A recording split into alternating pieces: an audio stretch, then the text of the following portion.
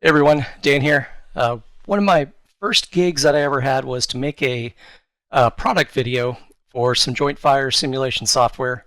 It was supposed to be about 5 to 7 minutes. Supposed to be a pretty quick gig. 3 weeks later, I think the two teams I was working with, we uncovered about 20 different bugs that were fixed before the first delivery of a simulator.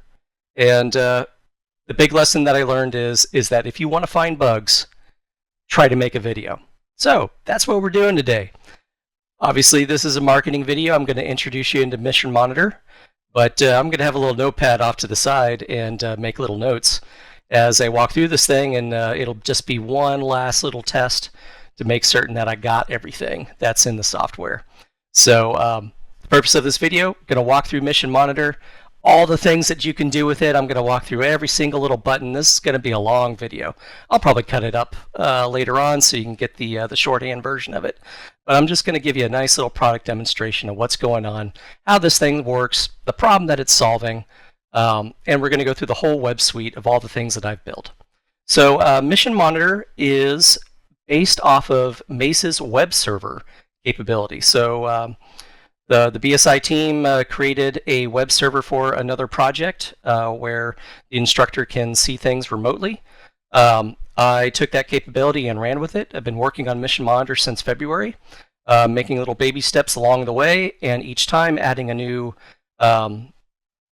application to the suite of other web apps that are available inside of Mission Monitor. And the eventual goal, because this is defined XR, the eventual goal is XR. That's where I'm leading this thing. I have about a decades of experience in WebXR, Janus VR in particular, and Janus Web, which is based off of Three.js. And the end goal is to make a WebXR experience that is powered by Mace. So let's walk into the nuts and bolts of what this thing is. So it is not separate software. It is content that you put in Mace. So if you're biting your nails wondering about cybersecurity, it's really not that much different than making a copy of an F-22 in the mocked and running with it. So it is not self-executing code. It is vanilla JavaScript, CSS, HTML. All the code is available there to scan. But it is not a separate application. It requires Mace to run. So if you're not an existing Mace customer or you're not interested in buying Mace, this is not the product for you. You need Mace in order for Mission Monitor to work. It's integral for it. It's third-party content for Mace. Okay, so how does it get going? Let's show you the Mace system settings. And under Mace system settings, if you go all the way to the right, sometimes the window is a little small. Stretch it all the way out, you'll see WebSockets right there. And you can see all the features for that are available by default inside of Mace's WebSockets.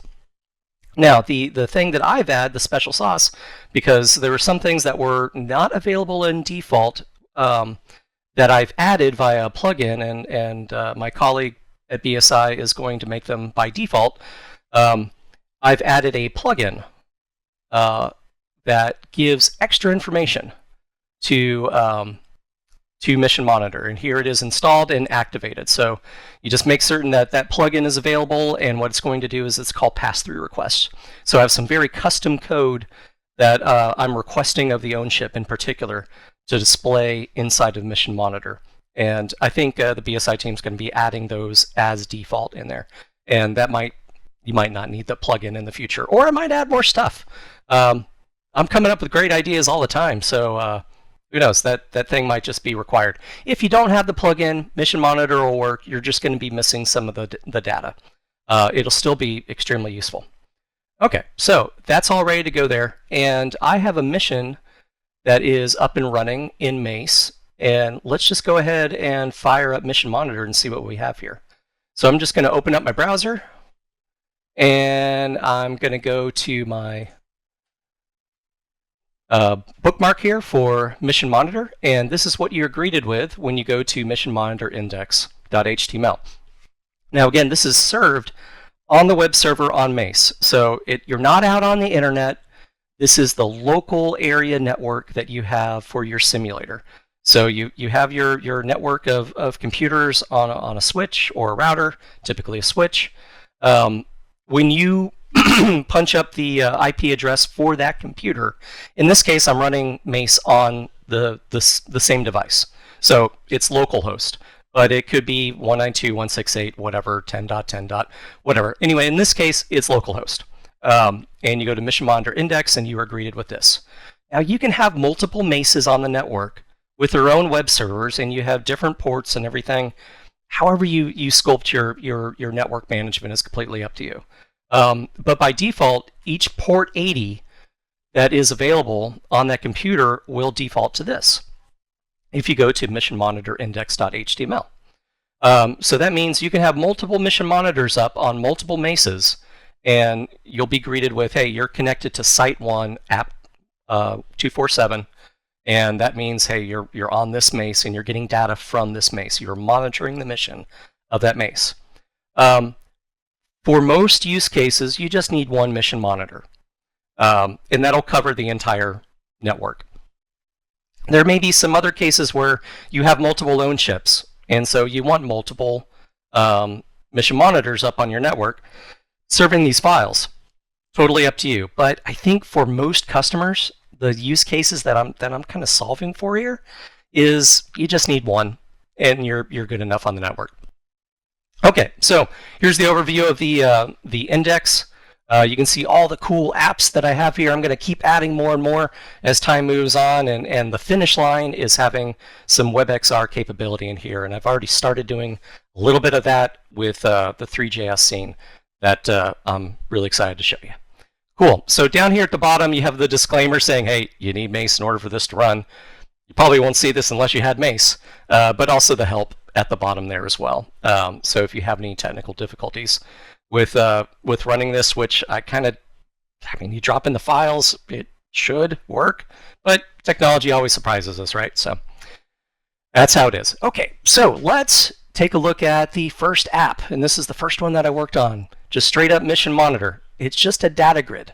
So if you want to be on a remote device somewhere and you want to see what's going on in the mission, you can fire this thing up.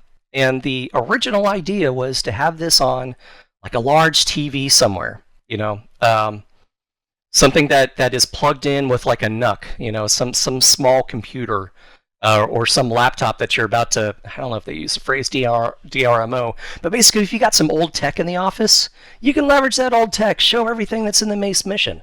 So fire up that old laptop, connect it to the monitor, and you can monitor the mission. So here, let's go. Let's take a look here. Let's see what we got here. So if you don't know anything about me, I have an ADSB monitor that is, my microphone's just a little bit hot. Okay. Might have to dial that down in post.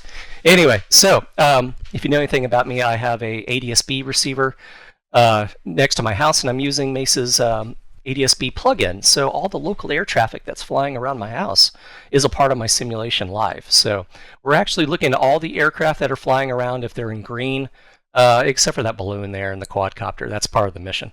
But everything else is that's green out there. That's actually an actual aircraft. And one of the cool things that I can do, I could see one of them's not giving the most information, the best information. But I can go in here and I can sort and see what the values. I probably should hit play on the mission. But I can sort all the values and headings and everything. Of course, yeah, the mission needs to be running here. And you can tell that the mission's not running, right? Because mission time is in red. That means, hey, nothing's happening. So let's go ahead and do that. Before I do, okay, see what's going on over here? This is a cool little timer that I made. And what that does is it shows that you're getting entity traffic, you're getting J2 traffic, and you are getting J3 traffic. So all these things are being pumped out on the, oh, no, actually you're not getting any J3s.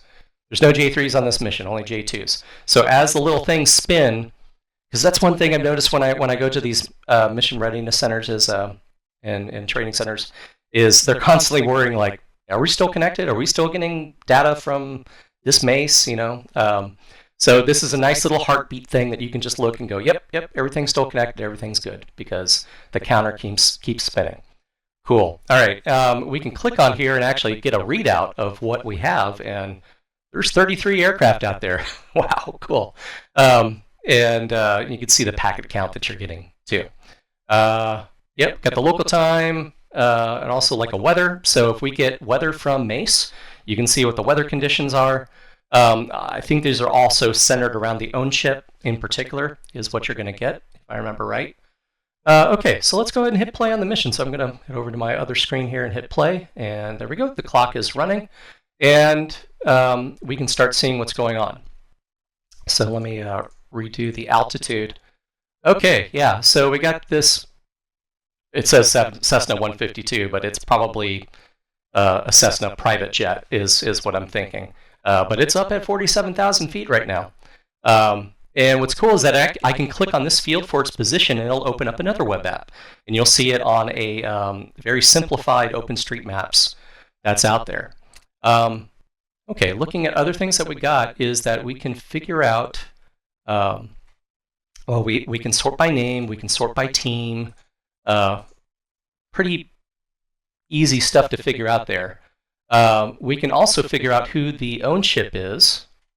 So I'm going to switch own ship to an A10, and there we go. All right, so we got a yellow box around the A10. That means that that's our own ship for this Mace. And we can also see over here that the sensor, there's one sensor that gets outputted in Mace, and that one sensor, that bottom lock essentially, if you're in the know, is attached to that A10. And we can see the sensor position and also the position for the aircraft. I can toggle to a lat long as well, and go back to MGRS. You get the URN numbers there. We'll get into the J2, J3 app a little bit later, but that's that part there. The thing that I'm really proud about, the thing that I think is really cool, is the micro HUD. So let me just hide myself real quick. So that's the micro HUD right here. You can see in a glance what is going on with all the entities. So in the case of this F-18, he's in a left bank and he's in a loiter orbit. I can tell by that color there. We can look at the balloon and the AH-64 because they're cyan colored. That means that they're in a rally, and so essentially they're holding at a BP. You may see every once in a while, like this little R right here. That R means that it's about to be removed. So these are ADS-B entities that are about to be timed out, and they're going to be removed from the database. So there's a little bit of a timeout period before they're actually gone. So yeah, that's pretty cool how that works. Now we can actually select the entity, and let's do another one here. All right, so I selected two of these, and what that does is that puts it on a preferred list. So if I'm only interested in, say, the stack, if I'm doing joint fires, I only care about the entities that are within the RAWs that a JTAC's working, for instance. Or, just really, there's a big exercise, and I only really care about 2 or 3.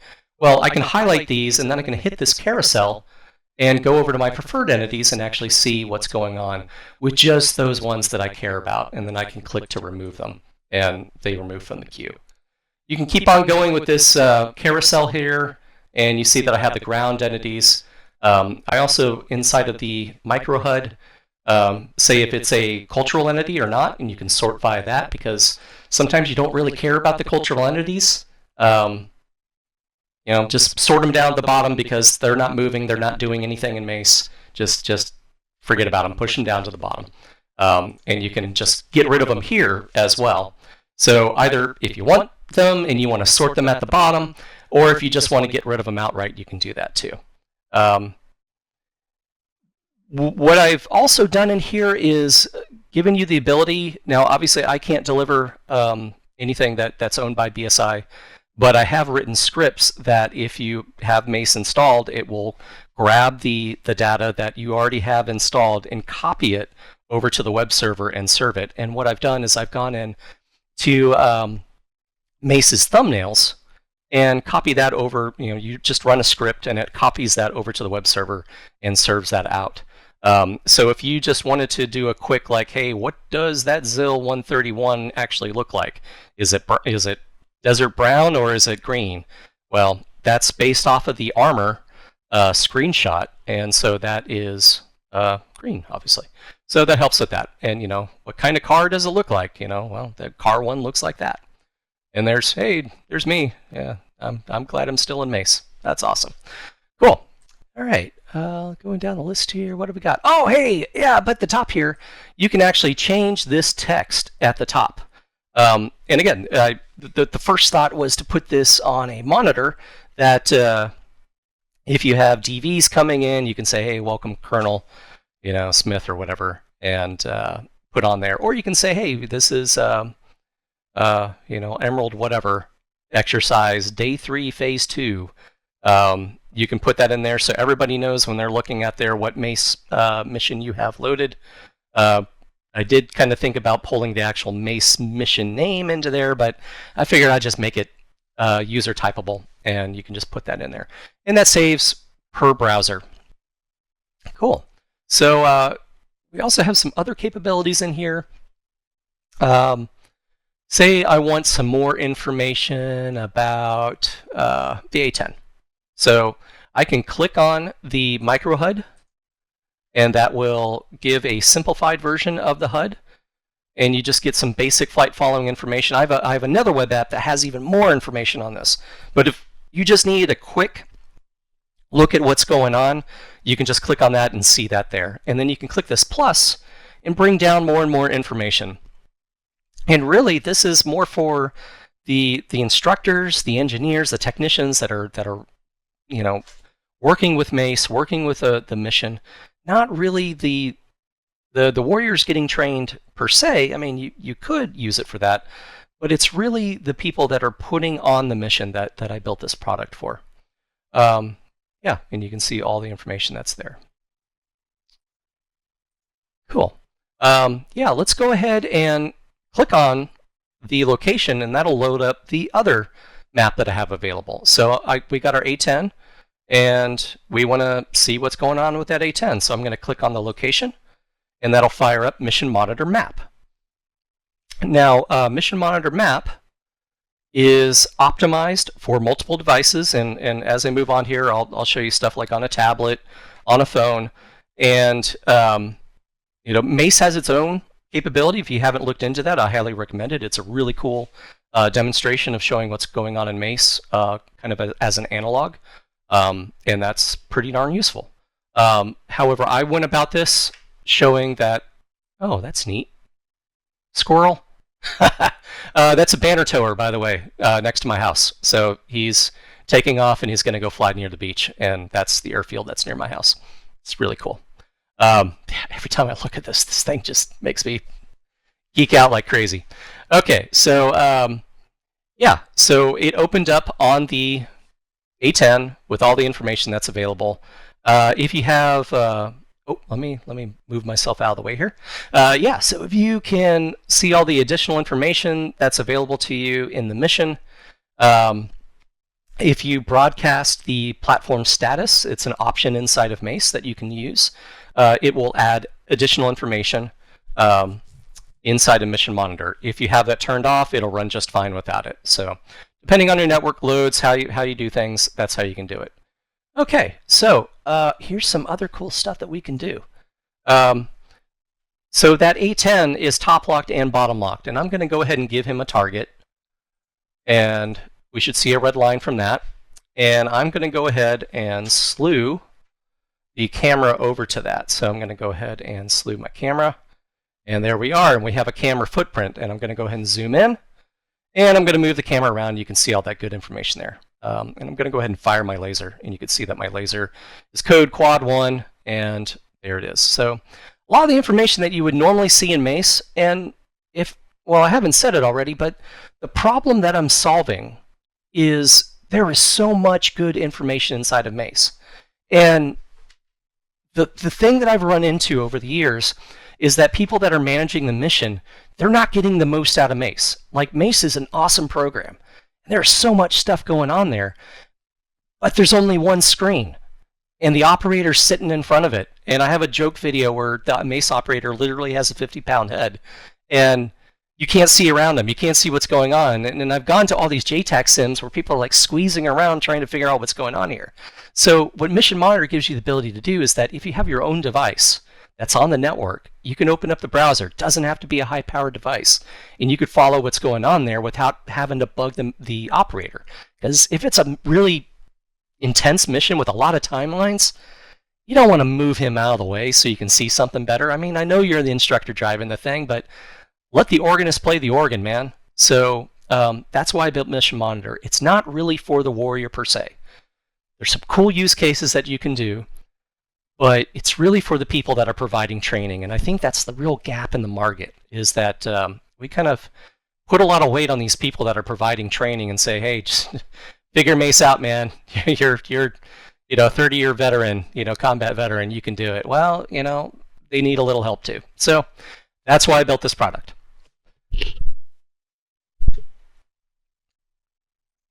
Okay, so back to this. Now, this is loaded up without OpenStreetMaps. And I made it like this so you can just have a nice clean background. This is opened up with shape files and some GPX files as well. So like this route here that you see, that's actually exported from another plugin inside of Mace. It works. So it'll support GeoJSON, shapefiles, GPX files, KML files. You can load all those in there. Cool. So I made it to where you can just keep it basic with like the shape files, but if you wanted to connect to OSM, you can either connect with BSI's OSM, it'll map to that, or if you are one of the rare people that has an internet connection on your simulator, you can connect to RainViewer. And if you're up for it, you can talk to me, and if your simulator is connected to, like, say, the SIPRNet or some other base website, I seriously doubt it with how your ATOs work. But if you ever needed to, I think these are all kind of the same monster, and you could probably tie it into base weather, I think. We'll see. But anyway, reach out if that's the case, and I'll see if I can custom develop that for you if you tell me how it all works. But yeah, let's see what the weather's doing. So I'm going to go ahead and hit connect, and I think it's a pretty sunny day outside. Oh, hey, there's some puffies out there. Aren't you coming in? Are you... Nope, I think those were too small. Let me do... Nope, they're there. Got some puffies over there.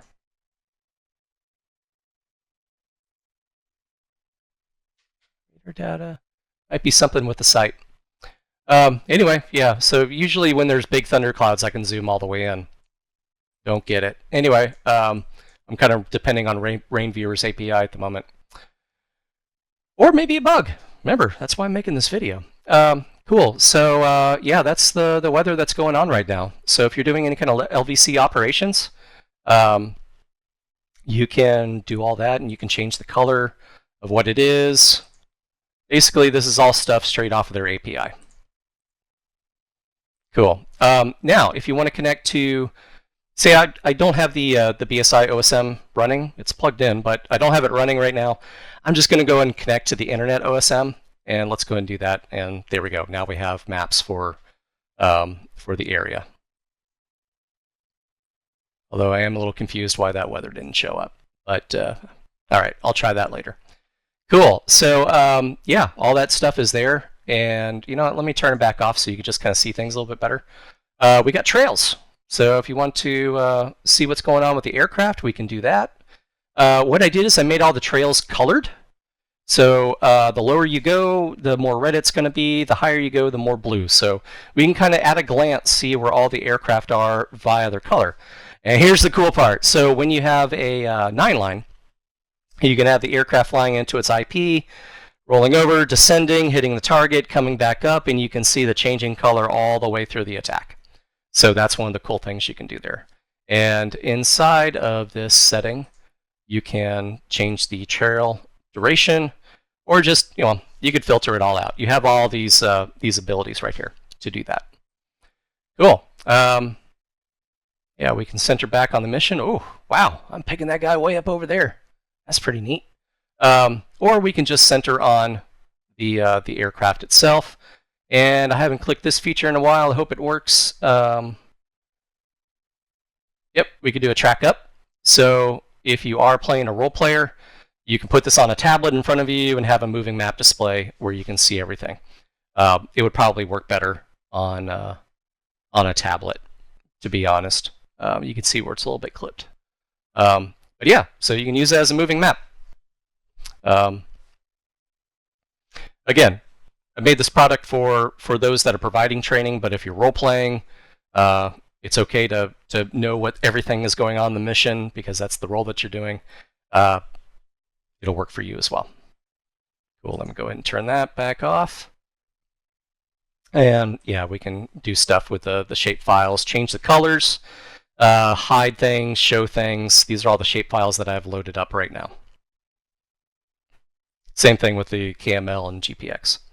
Okay, so I haven't clicked on this one in a while. Some of the missions can get pretty hairy. Not hairy, just big. So this is kind of just a little debug tool to see how we can handle object pooling for really large missions. Because it's kind of asking a lot of the web server to host a lot of these objects. Anyway, I optimized it, made it work. There's a demo mission, I think the Sardinia mission that comes in Mace. It runs just fine, and that has like about 500 entities in it. It works great. Hey, what are you? Sorry, squirrel. Let me turn that off. Where? Oh, did he disappear? There was somebody doing some weird pattern. I have a feeling he was drawing something inappropriate in the sky. I'll take a look later. Okay, anyway, let's head back to the main menu. All right. So that's Mission Monitor Map. And what I was discovering as I was building all this stuff is that the Mission Monitor Map is pretty cool, but from my experience with RPAs and how they used Mace, I realized that I needed to make a version of Mission Monitor Map that was a little bit more structured for those that are providing sensor training. It's not the same monster. So what I did is I simplified the icons and made it to where it's only the aircraft that has a sensor that's important. And I added some extra features in there that I didn't want to put in the regular Mission Monitor Map. So let's go ahead and take a look at that one. All right, so Mission Monitor Sensor. We're going to go ahead and open that up.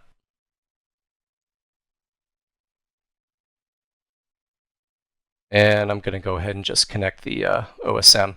No need to use Rain Viewer on this one. So now we have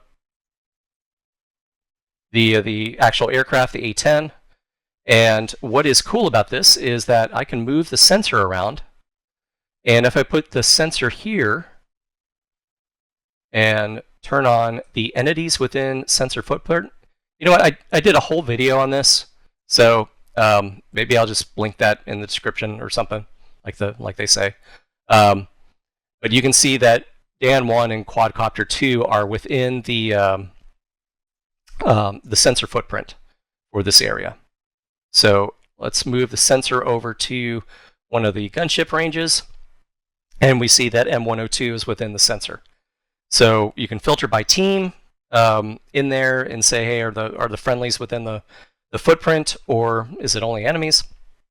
Whatever you want to do on that to keep track of what the student is actually looking at, that's what this gives you the ability to do. We also have the ability to do a heat map. So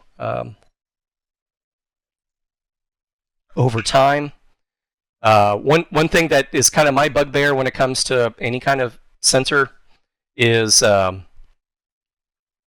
that some people will just stare in one spot and never move the sensor. Unless that's their sensor tasking, like they're supposed to stare at that spot, then maybe that's a good thing. But what this will do is that you can set the time. Here, let me think. There we go. Okay, so I wound it down really far just for demonstration purposes. But the idea is that you can change this intensity and kind of get an idea of where the sensor has been staring over time. And you see that it's starting to build that little color there as we're staring at the range. And it's making that spot. Yep, and you see it's getting redder and redder and redder as the sensor is staring in that location. And then once that's done, you can export that as a GeoTIFF or a PNG, and then re-import it back into Mace if you wanted to. Or any kind of GIS software that you have there. And then you have a briefing item that you can give to show, how much time via the heat map the sensor was actually looking in the area. So that's a cool little thing that I built that is very specific for sensors. All right, let's go back to the index here. Moving on.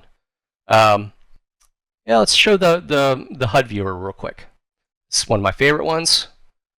So the first version says to go to the own chip, so it sorts through all the entities, figures out who the own chip is, and then brings up the HUD viewer for that one.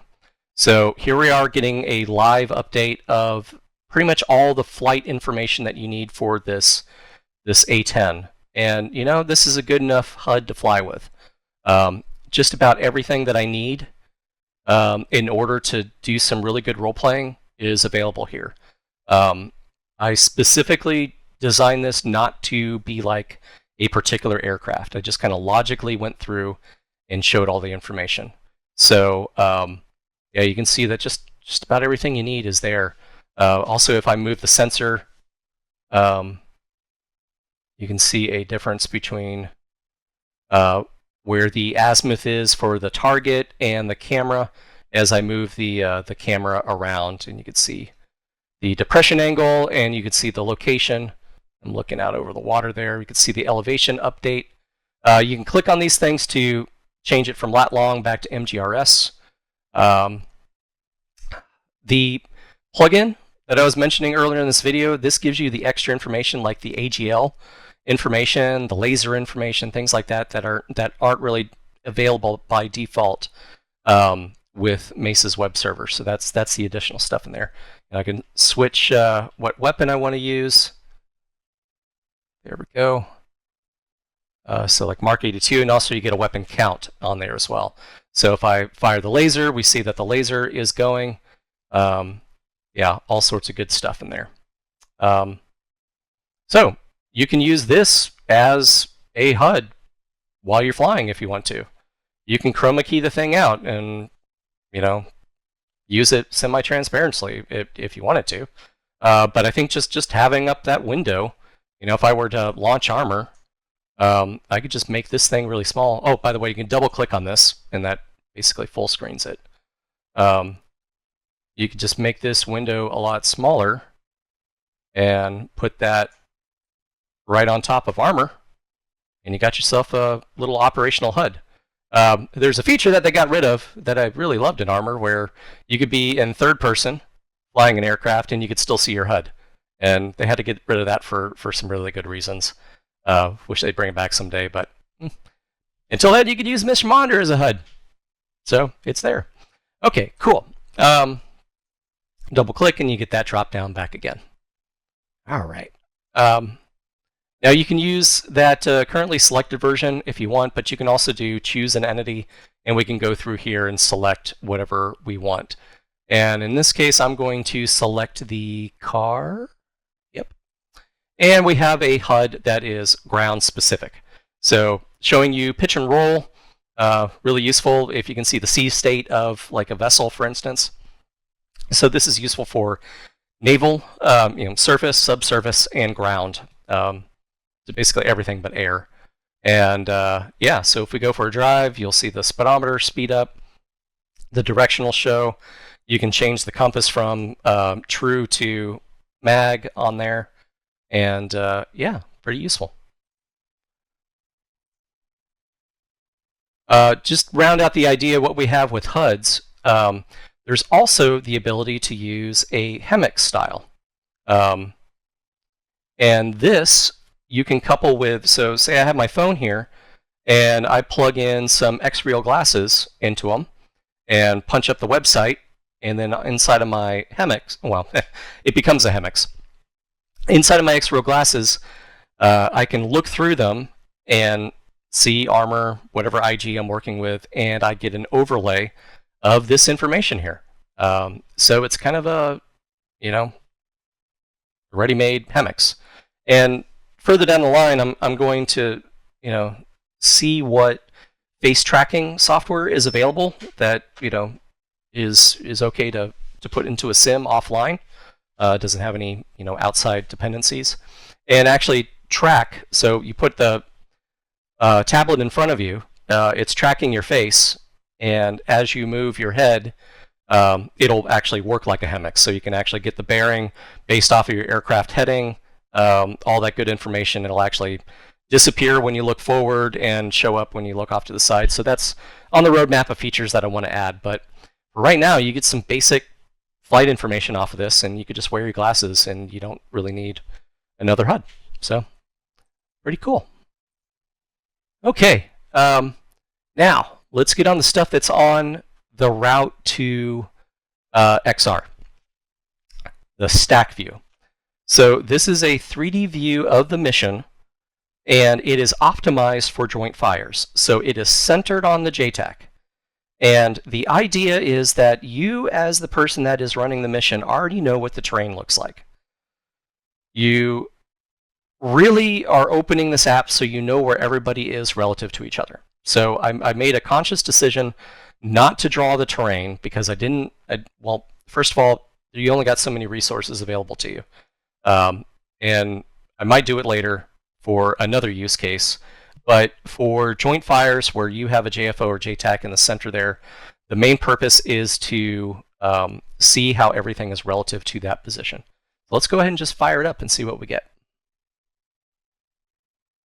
Okay, so we're getting the A10 view, so everything's moving relative to it. So let me switch my own ship back to my position. Oh, I didn't want to bottom lock on him. I want to bottom lock on him.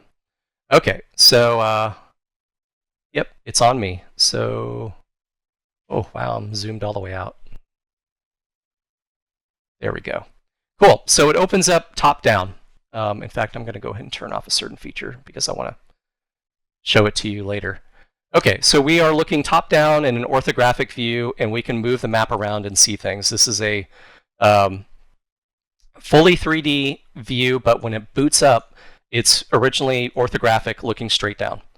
So you can see, I don't know, 26 miles. That's kind of the edge of what a joint fires, JAT kind of thing going on is probably going to be concerned with. It's just my guess. I'm up for making it bigger or smaller, depending on customer feedback. But figured that was good enough. Now we can toggle back and forth between kilometers. So 50 kilometers out was kind of the rule that I made. And yeah. So we have a 3D representation of everything that's going on. All the shape files, like in map, were already there. And here's the cool part. So now I take my right button of my mouse and tilt it. And now we get a three-dimensional view of everything. Fully three-dimensional view. And we can see how everything is inside the mission. And I just think this is the coolest stuff. And it's going to get even cooler when I get WebXR going. So here we have all the entities. Yep, there's that banner tower I was talking about. Flying out towards Destin. As I mouse over things, let me go back to here. Okay. As I mouse over, you can get flight information about it. And again, this thing is designed to work on a tablet, a phone. So as you tap on things, all those kind of user controls are managed there.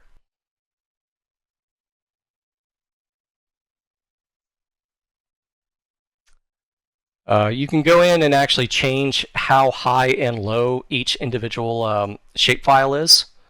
So in this case, this is Alpha 77. I went ahead and made it, oh, you know what? We can figure out how high it is. Let's turn this bad boy on. So here's a nice little Coke can. So you can see how high things are off the ground. And I think I made it 10,000 feet. You can see that all relative there.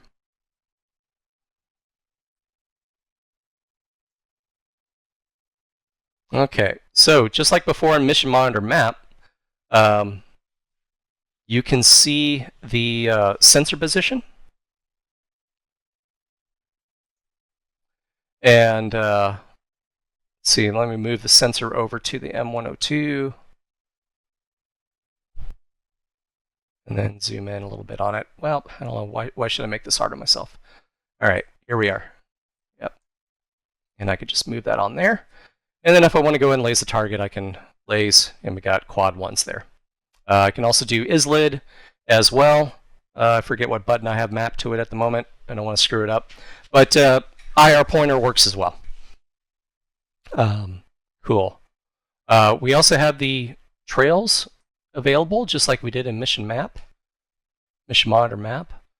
There we go. The trails are turned on.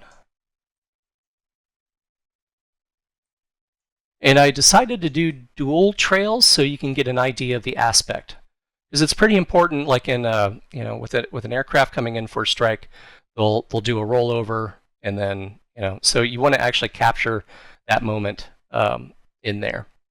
So that's some of the cool stuff. So this is all running GLTF models, and I'm going to be adding more as Mace adds more content in there.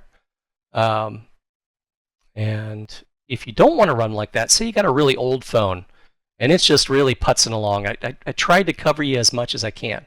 You have the option to change the types of models. So if you just want everything to be a block, go for it. Because ultimately, you just want to know relationships. You don't really care that it looks exactly like an F-35. If you do, God help you. But you just want the 3D representation of where the thing is.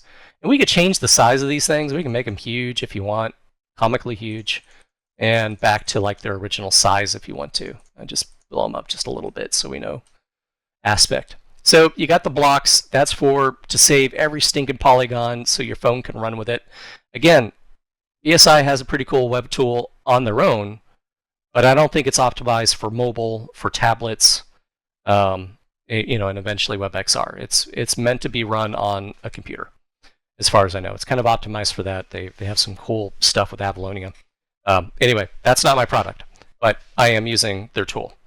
The next tool that we have here, it's not tool, but model way of doing things, is that we can switch over to kind of these primitives of what the entities are doing. Let me blow up the size so we can see them better. So if you're really into seeing what the position of the aircraft is, not position, but the attitude of the aircraft is, kind of created it where you can see, where it's fins up on there, and just really basic representation for ground entities, life forms, things like that. So very, very simplified view. Let me kill that so we can see things just a little bit better. Might actually get rid of some of these shape files so you can see things. Yeah. Now this thing is optimized for the shape files. I want to use this one. Yeah. When you typically run this, you want to run it like this, right? It just happened to be in a world scale that was a little bit tighter than normally what I got, because your JTAC can only see so far, I don't know, 8 miles on a really good day, good weather, all that stuff. So you change this world scale to something like this. You know what? Let's make this a long video. Bring up my 9-line tool. I'm going to grab my A10. I'm going to put the target right in front of, nope, that was the wrong one. Right in front. I'm going to do 360 plus or minus 10, and I want him to come in at 2,000 feet, then out at 5,000 feet, at 0. Hey, let's do a show force. Okay. So, what do we got? Here's our A10, and we can see him setting up. Oh, let's go ahead and turn these models back to Oh, comically large. Alrighty, so you see that he has been directed to do a show of force with a final attack heading a 360. So that's what he's doing right now. He's setting up to the south so that he can do his run in. And he's, about 3 miles from the target heading south. And that's the information that you can glean from all this. Let's go ahead and speed up the mission a little bit.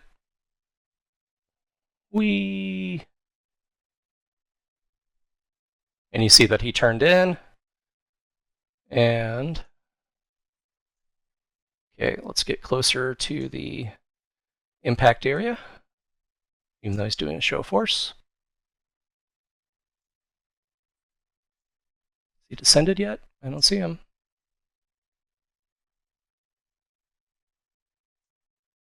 Oh, there he is. He's looking in the wrong spot. He is really low. Did I say 2,000? Oh, he's already on a show force. That many miles out. Okay. He's coming in really low. What's cool is that I can kick out flares. And we can see the flares there. That's pretty neat. Okay, so let's zoom in on my position here as we watch this A-10 come in. Make the model just a little bit bigger so we can see it. And there we go. It comes in for a show of force, and he should pull up and go back to an orbit.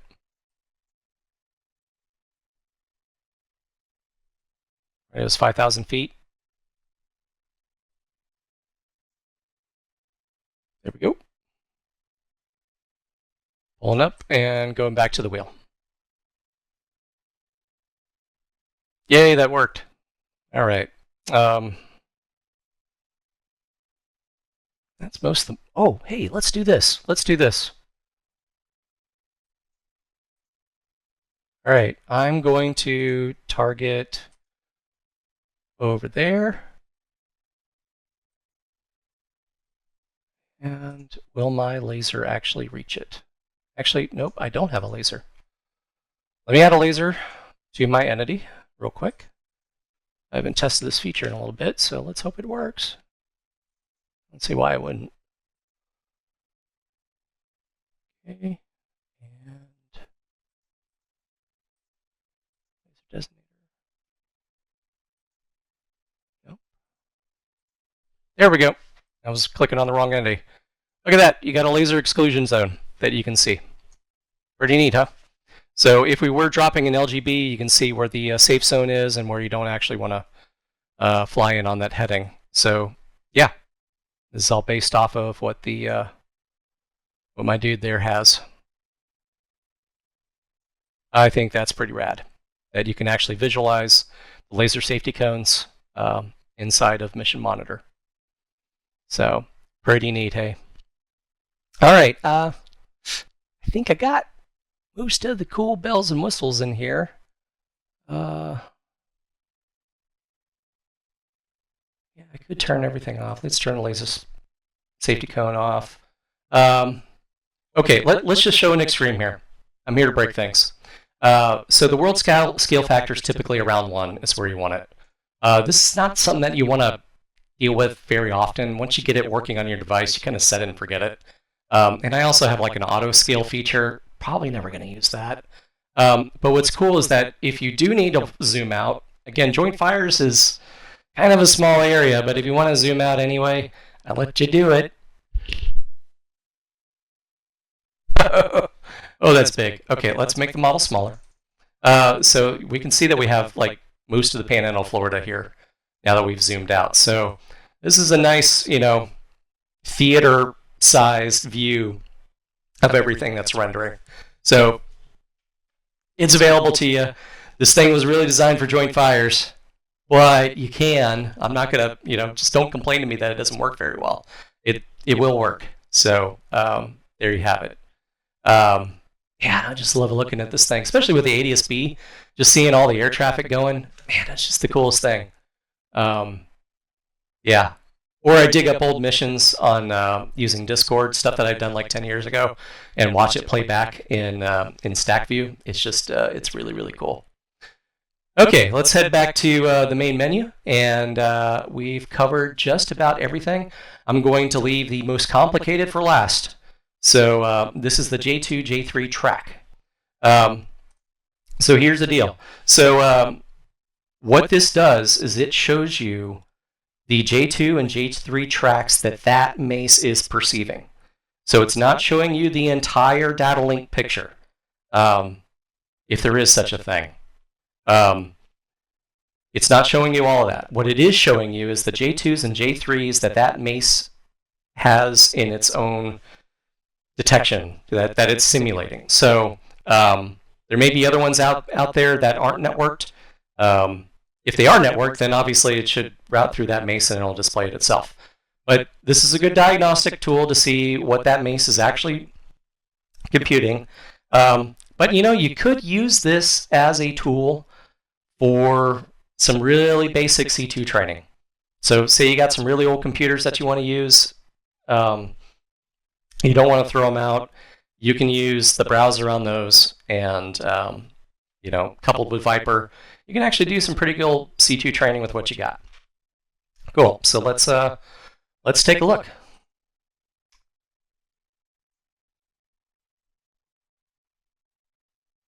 All right. So we don't have much on the map right now, right?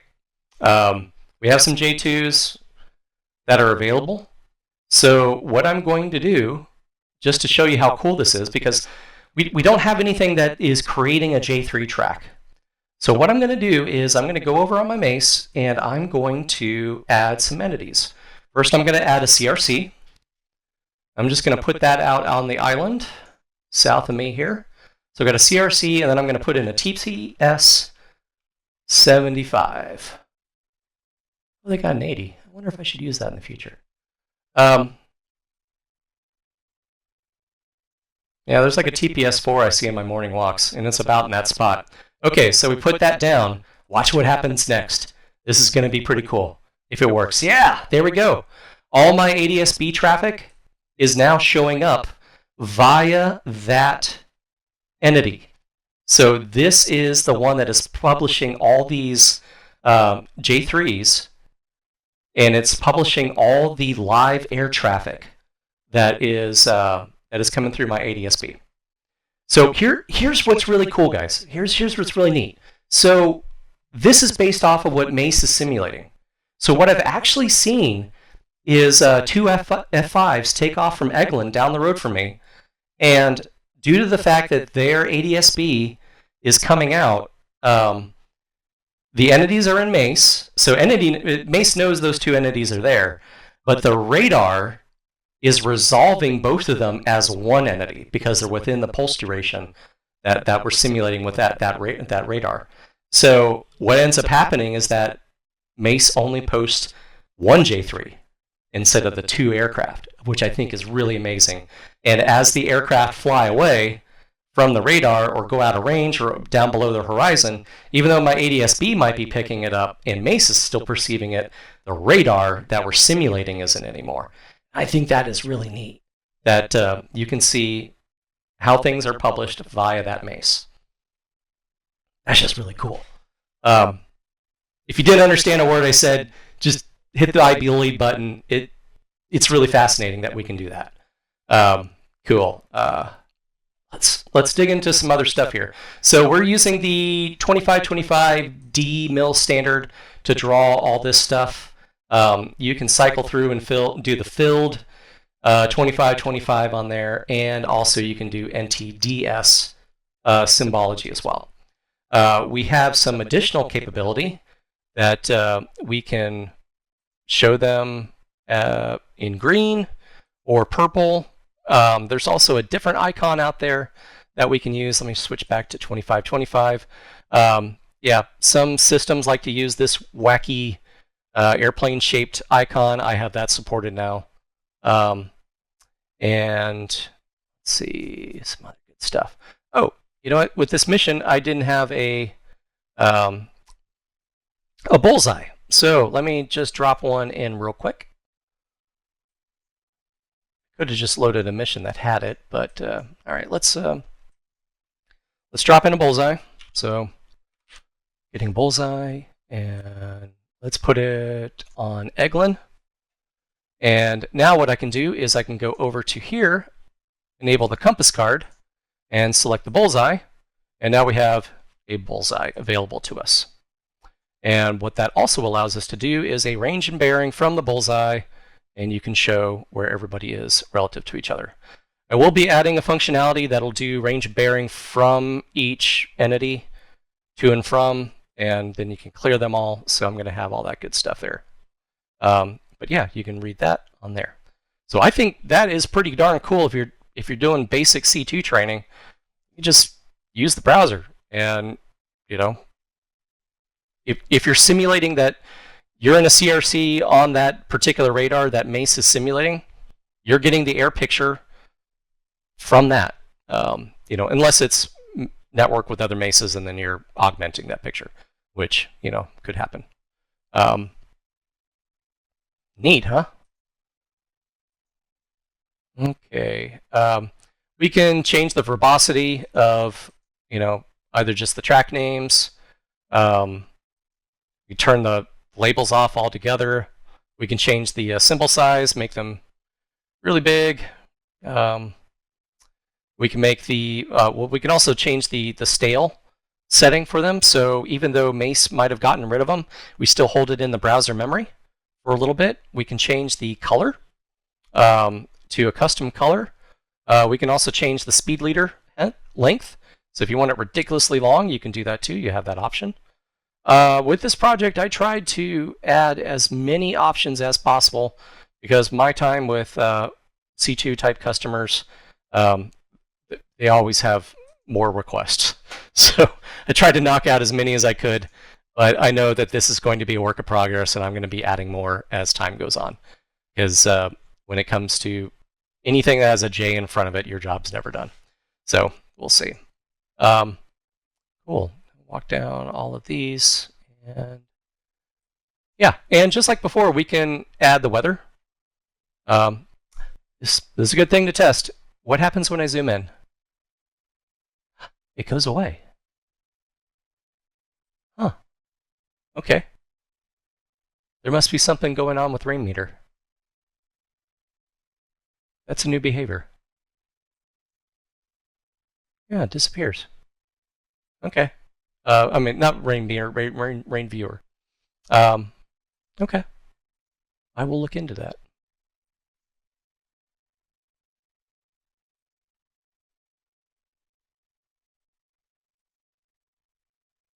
Just click on it one more time.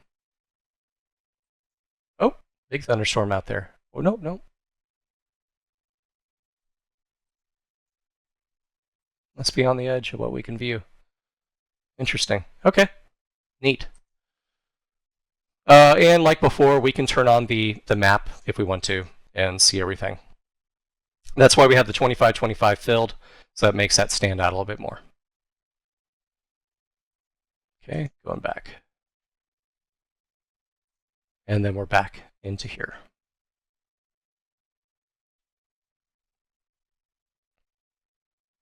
Okay, so that is the huge soup to nuts, everything that's in Mission Monitor, why it works a certain way. Yeah, I've been busy since February, so it's ready to go. It's $1,500.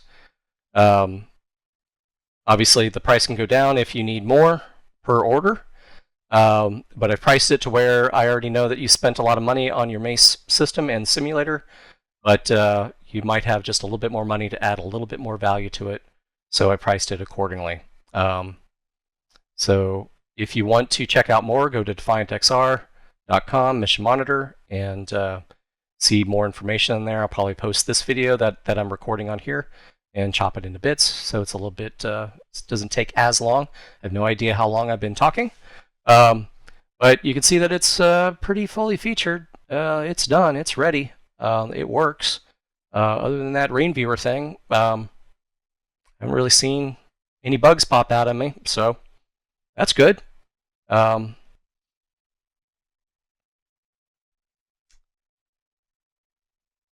wow, I built this. So cool. Well, I hope you find it useful and handy. I think this product will help help make your jobs a little bit easier, and that would be really cool. Okay. Well, thank you for your time, and yeah, check out Mesh Monitor. Talk with you soon.